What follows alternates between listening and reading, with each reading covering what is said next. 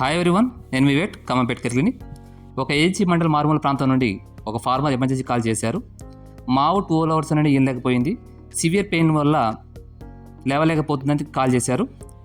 నేను మా టీంతో డిలే చేయకుండా స్పాట్కి రీచ్ అయ్యి కౌను ఎగ్జామినేట్ చేయగా అది severe dystocia due to uterine torsion, అంటే ఆవు గర్భసంచి కంప్లీట్గా మెలితిరిగింది. ఇది తల్లి బిడ్డకు అత్యంత క్లిష్టమైన పరిస్థితి.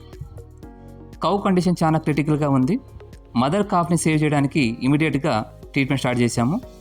ఫ్లూయిడ్ థెరపీ ఇచ్చి కౌను స్టెబిలైజ్ చేశాము.